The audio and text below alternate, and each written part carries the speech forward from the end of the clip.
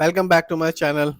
आज हम बात करने वाले हैं पीएसयू स्टॉक के बारे में, यानी कि गवर्नमेंट, एक तरह से गवर्नमेंट स्टॉक के बारे में। इस कंपनी का नाम है नेशनल फर्टिलाइजर लिमिटेड। ये कंपनी बनाती और बेचती है नीम कोटेड यूरिया को, बायो फर्टिलाइजर को और अदर इंडस्ट्रियल प्रोडक्ट को।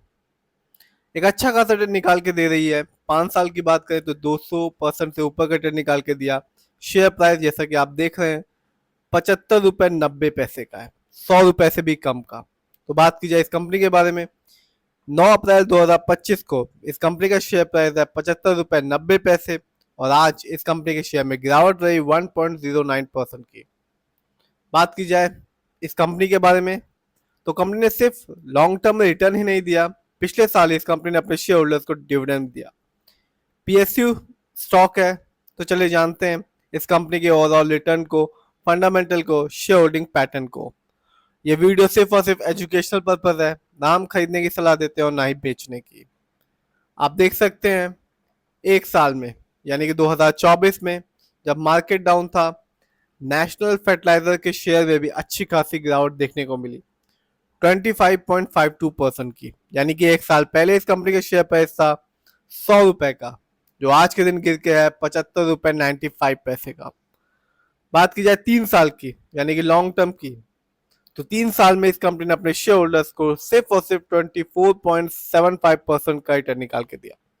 यानी कि 3 साल पहले इस कंपनी का शेयर प्राइस था 60 रुपए 75 पैसे, जो आज के दिन है 75 रुपए 95 पैसे। बात की जाए लॉन्ग टर्म की, यानी कि 5 साल की, तो यहाँ इस कंपनी ने कमाल किया और अपने शेयर होल्डर्स को एक दमदार रिटर्न निकाल के दिया, और ये बताया कि शेयर मार्केट से लॉन्ग टर्म में एक अच्छा खासा रिटर्न पाया जा सकता है। इस कंपनी ने अपने शेयर होल्डर्स को 216% का रिटर्न निकाल के दिया। यानी कि 5 साल पहले इस कंपनी का शेयर प्राइस था सिर्फ और सिर्फ 25 रुपए 5 पैसे, जो आज के दिन है 75 रुपए 95 पैसे। तो ये कंपनी ये बताती है कि शेयर मार्केट से लॉन्ग टर्म में ही इन्वेस्टर्स को, शेयर होल्डर्स को एक अच्छा खासा रिटर्न निकल सकता है, यदि आप अपना पैसा 5 10 15 20 साल के लिए शेयर मार्केट में लगाएंगे तो। आगे बात की जाए इस कंपनी के कुछ इवेंट्स के बारे में, तो आप देख सकते हैं इस कंपनी ने अपने शेयर होल्डर्स को 2024 में एक बार डिविडेंड दिया, हर एक शेयर के बदले में 27 पैसे का, और रिकॉर्ड डेट तय की गई थी 20 सितंबर 2024 को।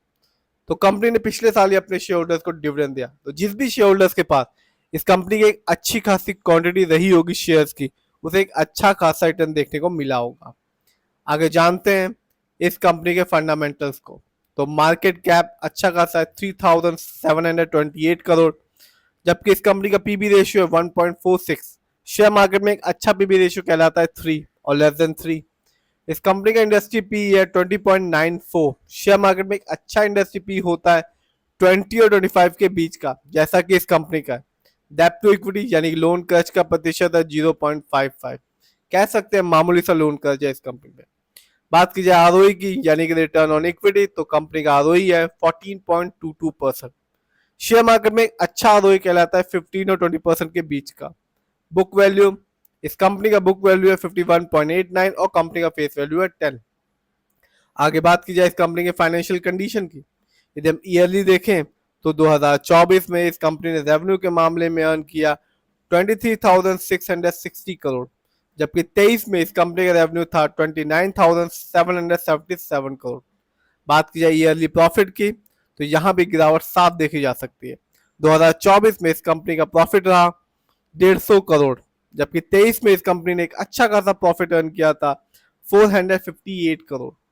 बात की जाए इस कंपनी के नेटवर्थ की, तो 2024 में इस कंपनी का नेटवर्थ था 2554 करोड़, जबकि 23 में इस कंपनी का नेटवर्थ था 2542 करोड़।